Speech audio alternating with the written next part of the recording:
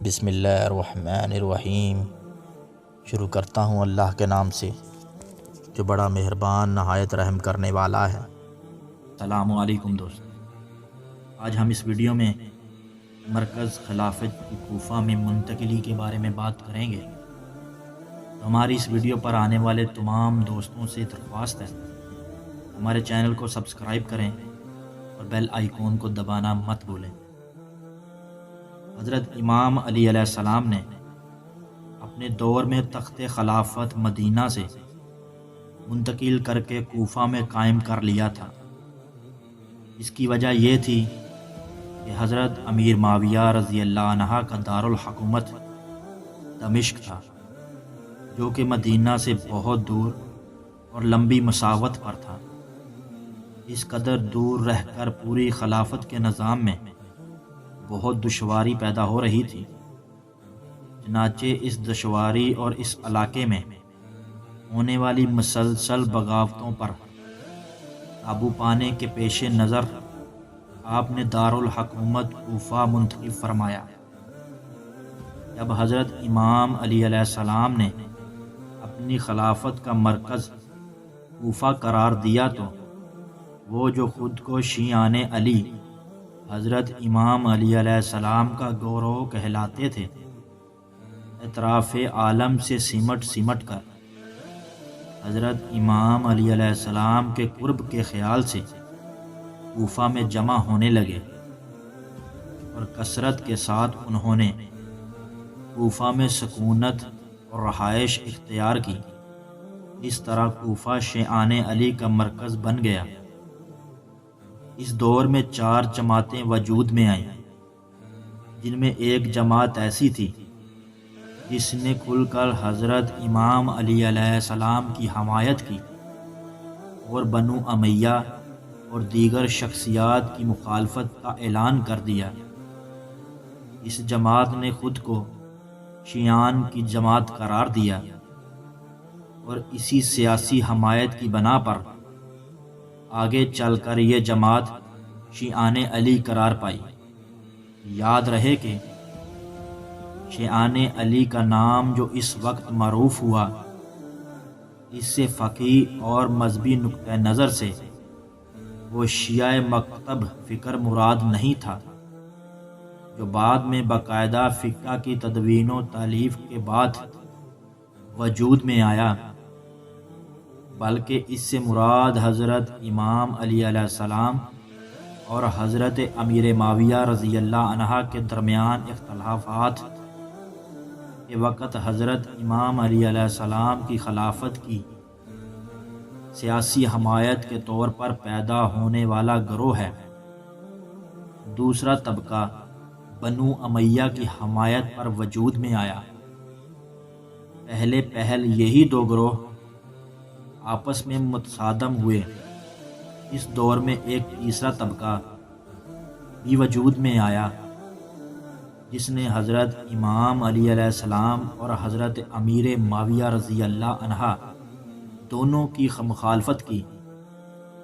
اس طبقے نے ان دونوں ہستیوں کے خلاف ایک مسلسل کشمکش کا آغاز کیا۔ یہ طبقہ خوارج کہلاتا ہے۔ یہ خارجی نماز، روزے اور زکوٰۃ کے پابند تھے، نوافل، تہجد، کثرت ذکر اور کثرت تلاوت جیسے اعمال بھی بجا لاتے تھے، لیکن معاذ اللہ ثم معاذ اللہ حضرت امام علی علیہ السلام اور حضرت امیر معاویہ رضی اللہ عنہ کو واجب القتل اور کافر کہلاتے تھے۔ چوتھا طبقہ کثیر صحابہ اور ان کے متبعین کا تھا، جو حضرت امام علی علیہ السلام کی خلافت کو برحق جانتے تھے، لیکن حضرت امیر معاویہ رضی اللہ عنہ کے بارے میں بھی خاموش رہتے تھے۔ حضرت امام حسین علیہ السلام کی شہادت عظمیٰ کی یہ ایک منفرد خوبی ہے کہ حضور نبی کریم صلی اللہ علیہ وآلہ وسلم نے اس کی تفصیلات بہت پہلے بتا دی تھی۔ اور انہیں بخوبی پتہ چل چکا تھا کہ مستقبل میں کیا ہونے والا ہے۔ ان حیرت انگیز قبل از وقت تفصیلات کو معجزاً پیشن گوئی کے سوا کوئی اور نام نہیں دیا جا سکتا۔ یہی وجہ ہے کہ میدان صفین کی طرف جاتے ہوئے رستے میں حضرت امام علی علیہ السلام شیر خدا نے کربلا کے ان مقامات تک کی نشاندہی کر دی تھی جہاں ان حضرات کو شہید ہونا تھا۔ ان واقعات کا بنظر جائزہ لینے سے پتہ چلتا ہے کہ حضور نبی کریم صلی اللہ علیہ وآلہ وسلم نے دیگر تفصیلات کے ساتھ بعض خاص لوگوں کے محو سال سے بھی آگاہ کر دیا تھا، اور وہ حتمی طور پر جانتے تھے کہ یہ افسوسناک سانحہ کب وقوع پذیر ہونے والا ہے۔ حضرت ابو ہریرہ رضی اللہ عنہ بھی ان خاص لوگوں اور محرم راز دوستوں میں سے تھے جنہیں اچھی طرح علم تھا کہ سن 60 ہجری کے اختتام تک سیاسی و ملکی حالات مستحکم نہیں رہیں گے، بلکہ ان میں نمایاں تبدیلی آ جائے گی۔ حکومت کی باغ ڈور ایسے غیر اوباش اور نو عمر لوگوں کے ہاتھوں میں آ جائے گی جن کی پیش نظر امانت علیہ نہیں بلکہ تاش زندگی ہوگی۔ وہ اقتدار کو عیش و عشرت، شراب و کباب، بدماشی و آوارگی، بدکاری اور عوام پر ظلم و ستم ڈھانے کے لیے بے دریغ استعمال کریں گے۔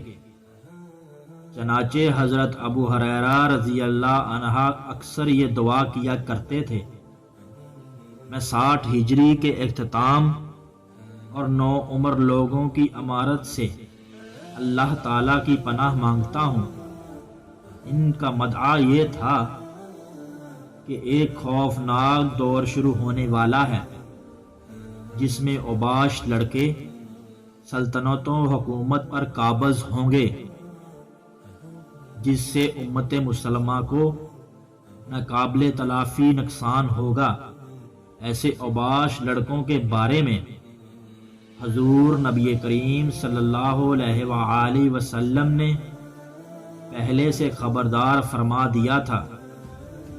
مسلم صحیح بخاری میں حدیث ہے کہ حضور ان لڑکوں کے بارے میں کیا فرماتے تھے، اس امت کی ہلاکت قریش کے اوباش نوجوانوں کے ہاتھوں ہوگی۔ حضور نبی کریم صلی اللہ علیہ وآلہ وسلم نے اس کی پیشن گوئی کے مطابق سن 60 ہجری میں قبیلہ قریش کی شاخ سے بنو امیہ کا ایک اوباش نوجوان یزید بن معاویہ تخت نشین ہوا، اور 61 ہجری کے ابتدائی 10 دنوں میں سانحہ کربلا پیش آیا، جس کا واضح مطلب یہ ہوا کہ حضور نبی کریم صلی اللہ علیہ وآلہ وسلم نے یزید کی حکومت سے پناہ مانگنے کا حکم فرمایا تھا اور بتا دیا تھا کہ یہی وہ شخص ہوگا جو اہل بیت کے خون سے ہاتھ رنگے گا۔